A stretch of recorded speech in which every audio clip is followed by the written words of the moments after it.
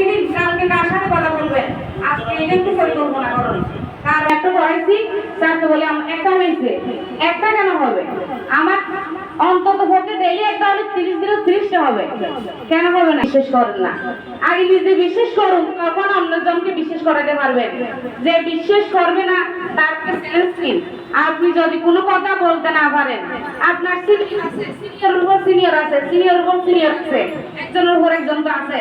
আপনার ম্যাডাম আপনার কখনো বলছিল আমি হ্যালো, আমরা যখন সিনিয়রকে ডাকি এই সময়টা নষ্ট করছি কেন, এরকম কখনো প্রশ্ন করো না। আর খুশি হয় আমার এই কর্মীটা মাঠে আছে, ফিরে আছে, এটা নিয়ে আর খুশি হয়। আসলে আমরা এগুলো নিয়ে পাবি না, আমি কাজ করতেছি, কিছু কমিশন পাচ্ছি, মানে স্যাররা বলতেছে তোমার প্রমোশন, তুমি একটু প্রমোশন নিয়ে নাও, তোমার টার্গেট দিলেছে। ব্রাঞ্চ ম্যানেজার 3 মাসের ব্যবসার দিকে সেরা নাম্বার 1 ব্রাঞ্চ ম্যানেজার, 2 মাসে ব্যবসা থেকে সেরা ব্রাঞ্চ ম্যানেজার মোহাম্মদ সাগর সাহেবকে ওনার সাগর পুরা, হ্যাঁ মুক্তার হোসেন সাগর সাহেবকে কি দরকার এত ফার্ম হলো। বিসমিল্লাহির রহমানির রহিম। বিসমিল্লাহির রহমানির রহিম। গতকাল national life insurance PLC Patenga zonal office কর্তৃক আয়োজিত কর্মী সম্মেলন ও ব্যবসা উন্নয়ন সভার সম্মানিত সভাপতি, যার অক্লান্ত পরিশ্রমে পতেঙ্গা জোনাল অফিস এগিয়ে যাচ্ছে দুর্বার গতিতে, যার অক্লান্ত পরিশ্রমের মাধ্যমে যিনি অক্লান্ত পরিশ্রম করে যাচ্ছেন ন্যাশনাল লাইফ ইন্স্যুরেন্স পিএলসির সকল কর্মীদেরকে সন্তুষ্টির লক্ষ্যে দক্ষিণ এশিয়ার শ্রেষ্ঠ সিইও জনাব কাজীউদ্দিন স্যারের অত্যন্ত আস্থাভাজন বিশ্বাস্ত ব্যাংকার, আমাদেরই গর্ব, আমাদের অহংকার জনাব K M Shariful Islam sir মঞ্চে উপবিষ্ট আছেন।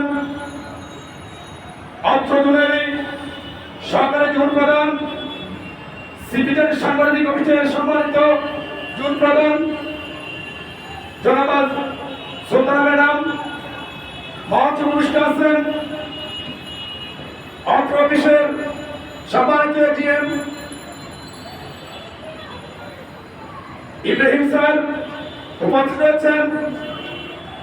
অত্র অফিসের এজিএম রুজিনা ম্যাডাম উপস্থিত আছেন। অত্র অফিসেরই এজিএম ফারুক ম্যাডাম উপস্থিত। অত্র অফিসেরই এজিএম সম্মানিত ফারুক স্যার উপস্থিত রয়েছেন। অত্র অফিসেরই এজিএম বাবু স্যার উপস্থিত। অত্র অফিসেরই এজিএম নবগঠিত এজিএম রুবেল স্যার উপস্থিত আছেন। অত্র অফিসেরই এজিএম হেলাল স্যার উপস্থিত। আমার প্রিয় শ্রদ্ধাভাজন ব্রাঞ্চ ম্যানেজার বৃন্দ উপস্থিত, ইউনিট ম্যানেজার ফারেসিন অ্যাসোসিয়েট ও দূর দূরান্ত থেকে আগত মেহমান বৃন্দ, আমার প্রাণ প্রিয় সংগঠনের সকল কর্মীবৃন্দ, আসসালামু আলাইকুম ওয়া রাহমাতুল্লাহি ওয়া বারাকাতুহু।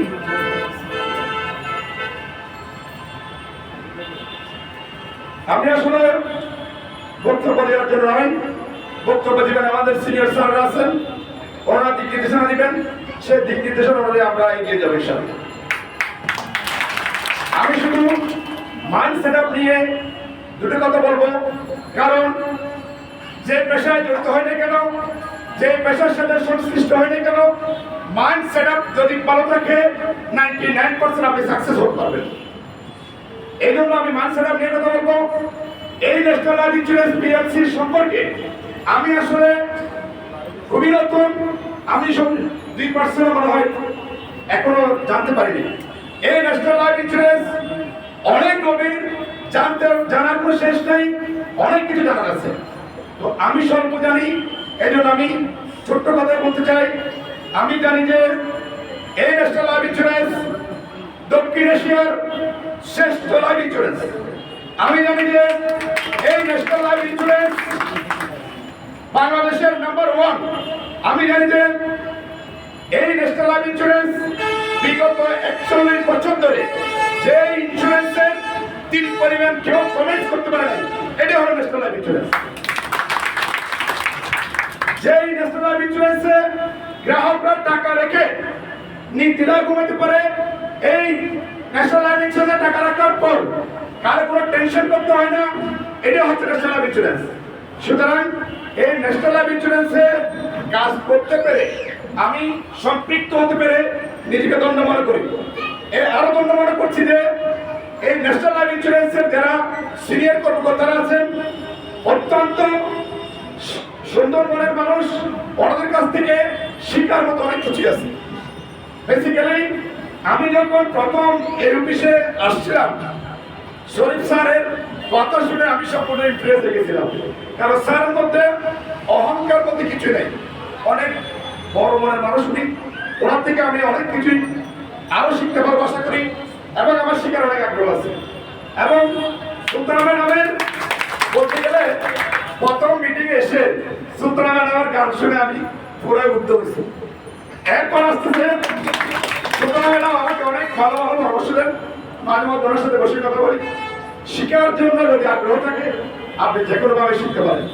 দুজনে ম্যাডাম প্রথম আমাকে একটা কথা বলছিল যে সাগর ভাই, আপনি যদি উঠতে চান আপনার সংগঠনটাকে বড় করেন।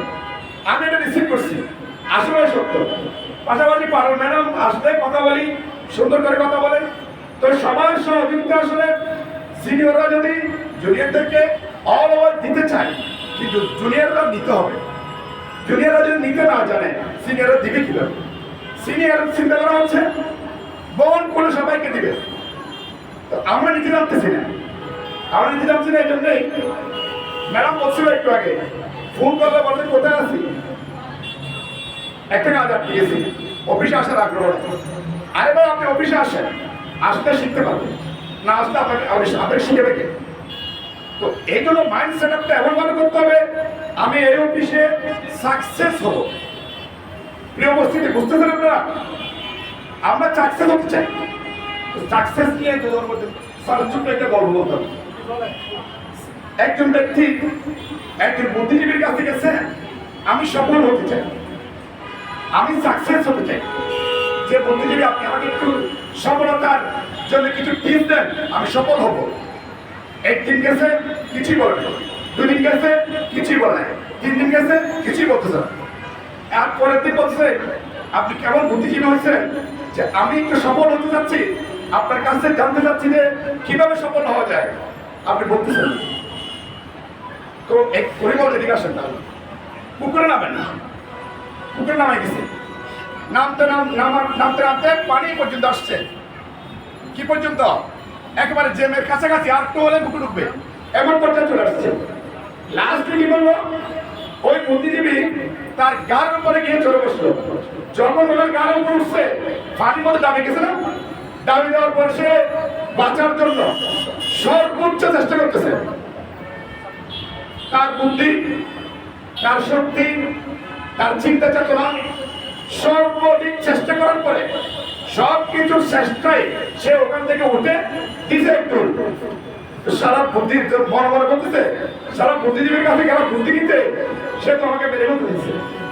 এখন ওই ব্যক্তি আর ওই বুদ্ধিজীবীর আশেপাশেও আসে না। বুদ্ধিজীবী তারা ডাকলে এদিকে আসো, এদিকে আসো, আর আসে বুদ্ধি দেখতে কারণ আমি আপনার কাছে যাবো না, আপনি আমাকে মেরে ফেলতে দিচ্ছে। অনেক কষ্ট করে কাছে নিয়ে আসছে, বল দেখো তোমাকে আমি মারতে চাই, তোমাকে যখন গাড়ির মধ্যে সামনে ছিলাম, পানির মধ্যে ছিলাম, তখন তুমি কি করছো?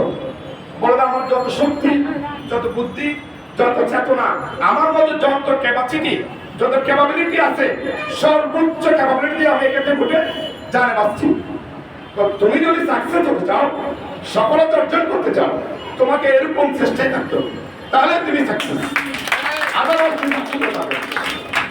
তো মাইন্ড সেট আপটা আমাদের করতে হবে। ন্যাশনাল লাইফ ইন্স্যুরেন্স আমাদেরকে চাইলে অনেক কিছু দিতে পারে, আমরা কিন্তু মনে করে নিচ্ছি না, যার জন্য আমরা সাকসেস হচ্ছি না। তো প্রিয় উপস্থিতি, আমি বলবো আজকে আপনার শারীরিক শক্তি আছে, বাহুবল আছে, ব্রেন শার্প আছে, আপনি চাইলে ন্যাশনাল ইন্স্যুরেন্স থেকে ভালো কিছু নিতে পারেন। আপনি নিচ্ছেন না কেন? আপনি এখনো, আমি বলবো এখনো আপনি নেগেটিভ আছেন।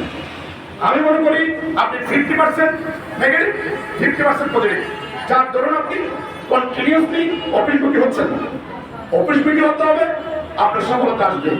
সবাইকে মনে দেন, প্রিয় উপস্থিতি, বেশি কথা বাড়াচ্ছি না, সবাইকে মনে দেন, আপনি সাকসেস হবেন। আপনি যদি সফল হতে চান, সাকসেস যদি হতে চান, পৃথিবীর এমন কোন শক্তি নেই যে আপনাকে পিছনে টেনে দেবে। তবে আপনাকে আগে মনে করে নিতে হবে, আপনি ন্যাশনাল লাইফ ইন্স্যুরেন্সকে মনে করে নেন, দেখবেন আপনি অন্য কর্মতে যা সাকসেস হয়েছেন তার থেকে অনেক বেশি সাকসেস এখানে হতে পারবেন। এই সুযোগ ন্যাশনাল লাইফ ইন্স্যুরেন্স আছে। তো প্রিয় উপস্থিতি, বেশি কথা বলছি না, একটা কথা মাথায় রাখবেন, সময় থাকতে সময়ের মূল্য দেবেন। সময় 1 ফোঁটা, অসময় 10 ফোঁটার সময়। ধন্যবাদ সকলকে, সকলের সুস্বাস্থ্য কামনা করছি। আসসালামু আলাইকুম।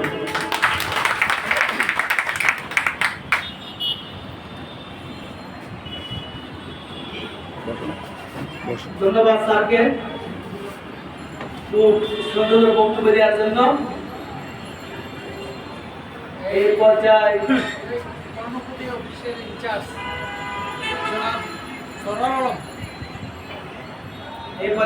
আমাদের মাঝে বক্তব্য নিয়ে আসবেন কর্ণফুলী এজেন্সি অফিসের ইনচার্জ মোহাম্মদ সরওয়ার সাহেবকে। ওনাকে তো মূল্যবান বক্তব্য নিয়ে আসার জন্য অনুরোধ করব।